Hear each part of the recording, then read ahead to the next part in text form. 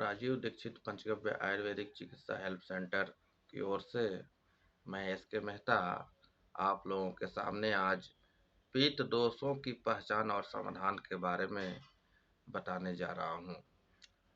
इसको गौर से ध्यान से सुनिएगा और समझिएगा।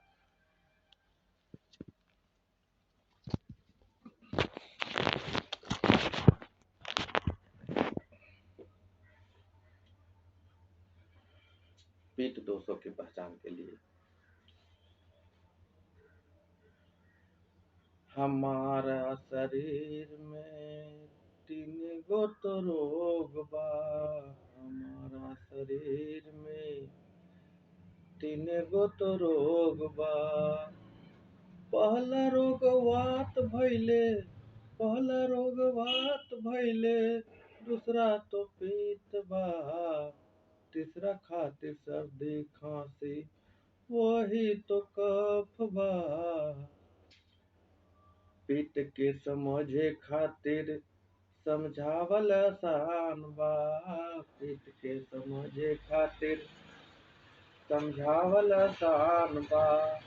यही में से रोग सारा निकलल हजार बा।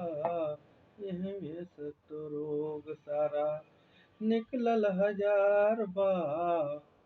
जैसे खाना बनावे खातिर चूल्हा पर पानी चढ़ावेला, अग्नि के प्रभाव से पानी गर्म होला। और ज्यादा अग्नि देबा तो पानी उबाल मारी, और उसमें से भाप निकलना शुरुआत होई। उसमें से भाप निकलना शुरुआत होई। यहाँ तक तो ठीक बा, अरे यहाँ तक तो ठीक बा, देख आगे का होई। यहाँ तक तो ठीक बा, आगे आगे देखा समस्या अधिक बा। आगे आगे देखा भैया समस्या अधिक बा। जैसे चूल्हे में नियंत्रित अग्नि भोजन को पकावेला, लेकिन यही अग्नि जब अनियंत्रित होकर सारा घर में फैल जाई, न केवल भोजन को बल्कि पूरे घर को जला कर राख कर देई। अगर समझ नहीं आइल तो फिर से समझावत बानी। अगर समझ नहीं आइल तो फिर से समझावत बानी। जब तो हर शरीर में आँख, हथेली और पैर के तलवों में जलन देई। मूत्र त्याग के समय गर्मी जलन देला तो समझ जइह कि शरीर में पित्त बढ़ गइल बा। अरे वही दिन पीत को शांत कर दिहले तो सेम दिन पीत के शांत कर दिहले तो बड़े बड़े रोग कभी भी न होई। मतलब हमार बा। आग लग गइले तो पानी से बुझावेला। आग लग जइहे तो पानी से बुझावेला। वही प्रकार भैया शरीर में जलन देला तो खूब पानी पिए पड़ी, तब जाकर पित्त शांत होई। यही तो सीधा तरीका सभी को आसान बा। यही तो सीधा तरीका सभी के आसान बा। फिर भी समझ नइखे आवत तो यही में तो दोष बा। फिर भी समझ नहीं आइला तो यही में तो दोष बा। जो लोग समझ जाई हैं तो अरे जो लोग समझ जाई हैं तो निरोगी जीवन जिएला।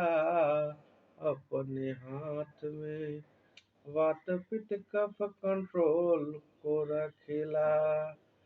जैसे मोटरसाइकिल के गियर ड्राइवर के हाथ में, जैसे मोटरसाइकिल के गियर ड्राइवर के हाथ में।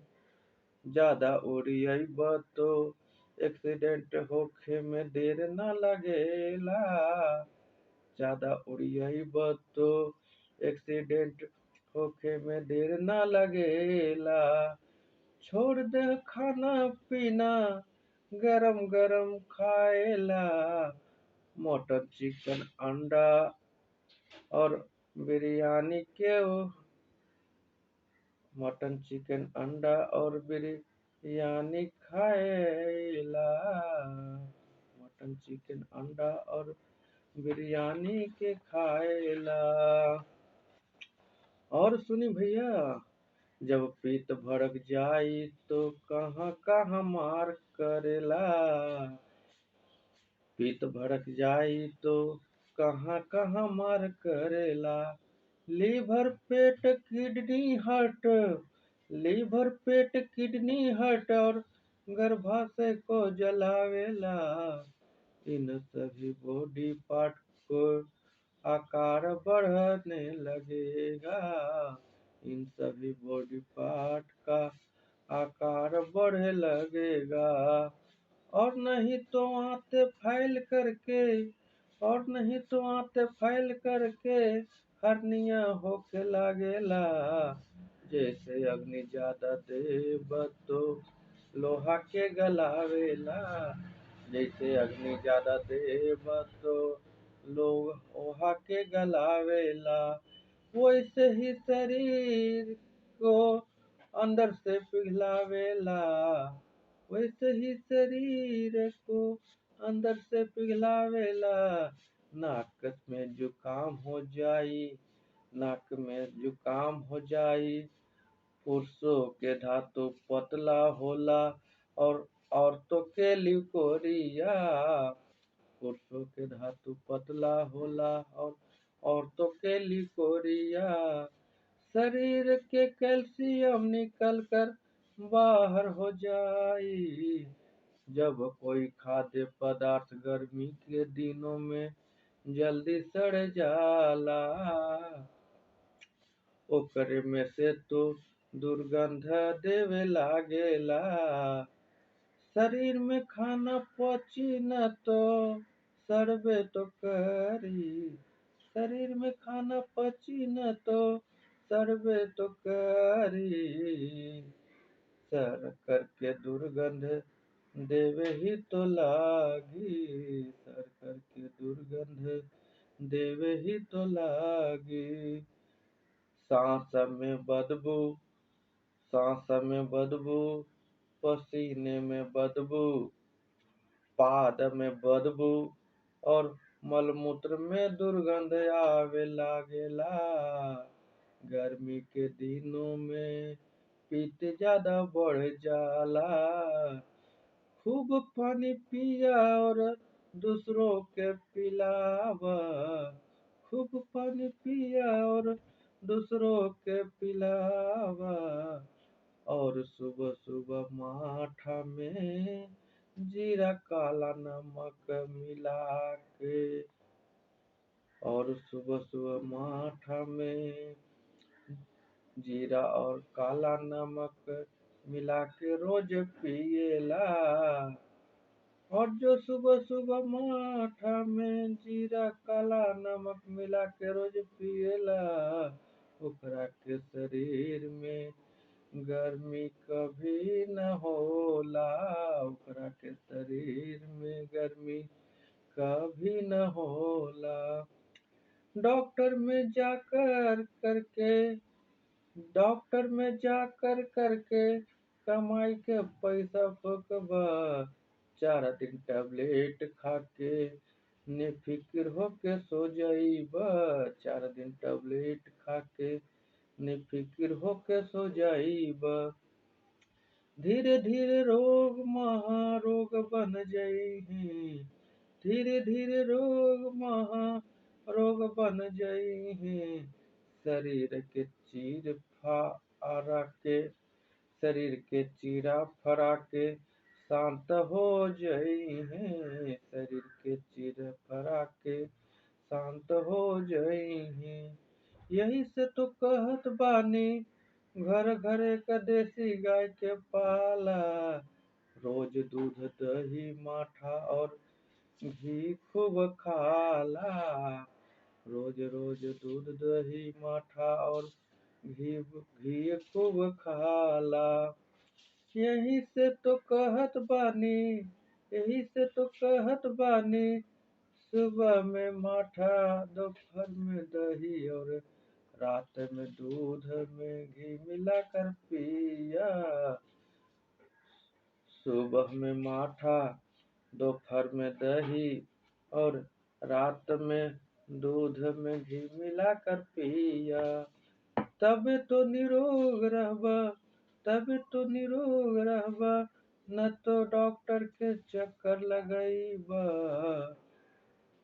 अगर गाय नहीं घर में है तो, अगर गाय नहीं घर में है तो तकरासो रोज पीजिए। हमसे संपर्क करके पूरे भारत में मंगाइए, हमसे संपर्क करके पूरे भारत में मंगाइए। जर्सी वाला दूध दही और पैकेट का नहीं खाइए, जर्सी वाला दूध दही और पैकेट का नहीं खाइए। उससे तो अच्छा है आंवला जीरा और सौंफ खाइए, उससे तो अच्छा है आंवला जीरा सौंफ खाइए। गौमूत्र से बना हुआ आयुर्वेद को अपनाइए, पंचगव्य इलाज से निरोगी हो जाइए, पंचगव्य के इलाज से निरोगी हो जाइए। हमसे संपर्क करके निदान हो जाइए।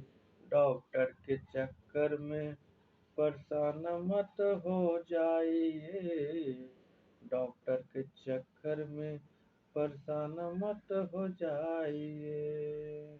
जय हिंद।